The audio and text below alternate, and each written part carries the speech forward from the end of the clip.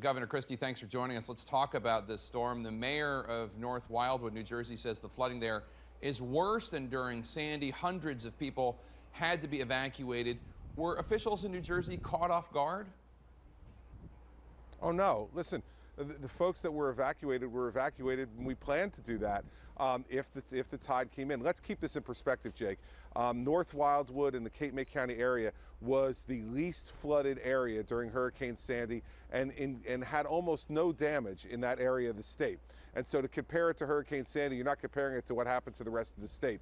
And also from looking at what's going on in Margate, high tide is now over in Margate, and the water will now recede, and we have no concerns for flooding the rest of the day today.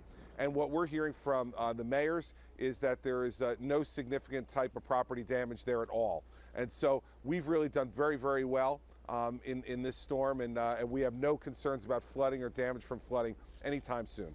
You worked with Governor Andrew Cuomo on closing the bridges and tunnels in and out of New York City. They reopened this morning at 7 in the morning. Governor Cuomo went the additional step of instituting a travel ban for New York City. That's been lifted. Do travel bans work in situations like this? Well, listen, it very much depends upon the area you're talking about. For New Jersey, Jake, as you know, we didn't really need to have a travel ban because we had been having a voluntary ban the entire day. And I had been traveling the roads all day. If I had seen a lot of people on the roads, I might have instituted a travel ban. I could tell you that I was on the Parkway, on the Turnpike, and all day the only vehicles I saw were plows, emergency vehicles, and mine. And so we didn't need to do it. Mayor de Blasio, Governor Cuomo made the decisions they made, and I worked cooperatively with Governor Cuomo to close those bridges and tunnels in respect for their mandatory travel ban and because I didn't want anybody traveling in New Jersey anyway. And so closing those bridges and tunnels were really of no moment for New Jersey. At one point, there were 100,000 people in New Jersey without power. What's the latest on that, and how long will it take to get the whole state back online? We're down to 22,000 without power this morning, Jake, as of 8 a.m. were the latest numbers I had. 18,000 of those are in Atlantic and Cape May County. And so what you'll see is by end of day today, 90% of those 18,000 will be restored. There's about 4,000 in the central part of our state, and those folks will have their power back by this afternoon. Hopefully all of them will get their power back in time to watch the football this afternoon. 14 people have died in storm-related incidents from North Carolina up the East Coast. How are the people of New Jersey doing today? We have no reported deaths here in New Jersey, thank goodness, Jake. Our folks worked incredibly hard to keep people safe. We only had to shelter 113 people in public shelters last night, and those were in Cape May, Atlantic, and Cumberland counties. And so our folks listened to our warnings. They stayed in. We were prepared. We had 3,800 pieces of equipment on the roadways. All of New Jersey's roadways are open this morning. New Jersey Transit buses and light rail will be ready by noon today. And by later this afternoon, all of New Jersey Transit will be back up and running so that when we get to our morning rush tomorrow morning, we'll be ready to go with no problem at all. I mean, this has been a model response. And as I said yesterday, this is my 17th snow emergency in 6 years. We know how to do this, and it went very well yesterday. What do people in your state need to know about Sunday and then returning to work and school maybe Monday? Well, on Sunday, Jake, what people should do is, again, it's very cold out here. People are going to want to start to go outside and start shoveling, clearing their walks and their driveways. This is very heavy snow. So I asked them to please be careful as they're starting to clean up their own property today or their businesses. Second, we're keeping lower speed limits on the Turnpike and the Parkway because there is still some icing. We're going through and salting and continuing to salt. By midday today, we should be back to regular speed limits, but please drive with caution, and especially on the secondary streets that can be a bit slippery. And third, I want to commend the people of New Jersey. They played smart. They played safe yesterday. We were lucky that it was a Saturday, I think, and they did a great job. And so all of us worked together yesterday to make sure that New Jersey was kept safe. And let's face it, Jake, we had a lot more snow up here north where I live than we thought we would. 24 to 30 inches. Newark Airport had 31 inches of snow. And so this is a lot of snow to move, and our folks at DOT, Department of Transportation, did an extraordinary job, as did the people in the state. In the few minutes I have left, Governor, with your permission, I'd like to turn to a few political matters, given the fact that the Iowa caucus is just a week and a day away. I recognize that the storm is the most important thing for you right now. But if I could turn to that, your approval rating right Sure. now among New Jerseyans is at an all-time low. Only 31% of New Jerseyans support you. Why should Americans elect you when the people in your state do not think that you're doing a particularly good job? Well, Jake, listen, that approval rating has gone down once I started to run for president, and it should be no shock. The fact is that when you start looking for another job, your current employer gets a little miffed. And that's what's gone on here in New Jersey. But I think they saw yesterday what strong, effective leadership can do for a state in the midst of a crisis. And that's what we've provided for the last 6 years. So my approval ratings have been anywhere from where you're saying right now to a high of 75% and every place in between. I don't govern for approval ratings. I govern for results. And what you see in New Jersey today are results. And that's why the people of the United States should strongly consider supporting me for President of the United States, because when the chips are down, I deliver.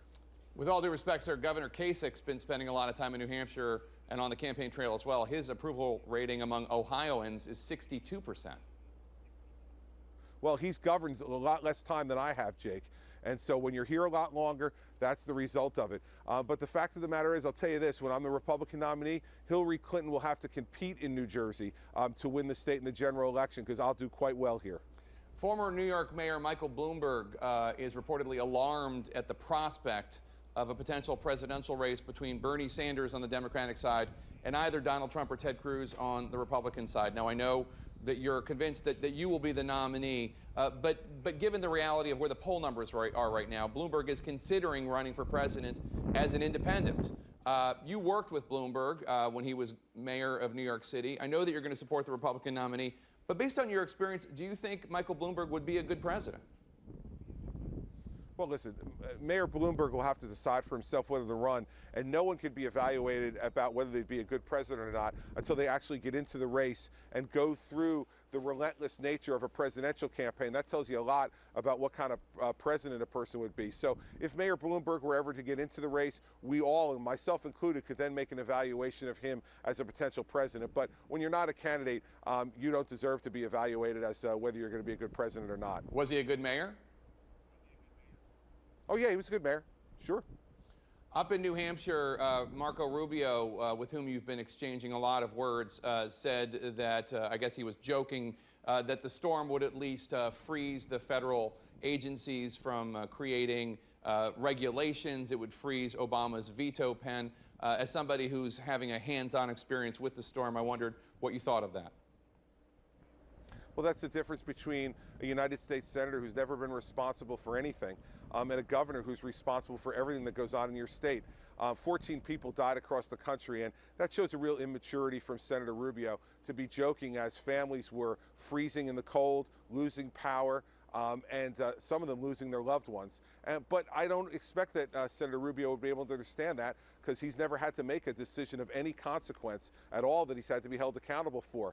You know, voting yes or no in the United States Senate every day, sitting where they tell you to sit, coming when they tell you to come, leaving when they tell you to leave. It sounds like school to me, and not like the kind of job that the presidency is. So unfortunately, I'm not surprised that Senator Rubio made those kind of ill-advised comments. That shows his level of preparedness for the presidency, I suspect. There's a new term that appears to have entered the political lexicon, being Christied. It was coined by Matt David, the person running the super PAC for John Kasich. Kasich came under attack from Jeb Bush this week.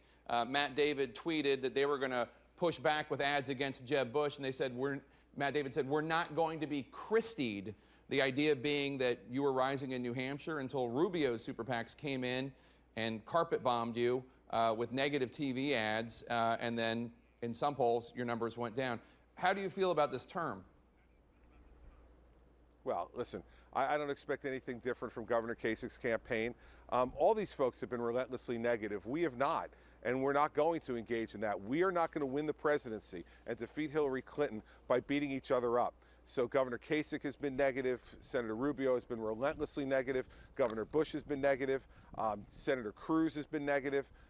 Mr. Trump has been negative. We're simply not going to engage in that game. We've remained focused, whether it's in the debates or in our campaign, on putting our vision forward and moving ahead. So just because the Kasich campaign made up a new word, I congratulate them that they're expanding their vocabulary. That's good for America's education, I guess. So you're not going to go negative against anyone?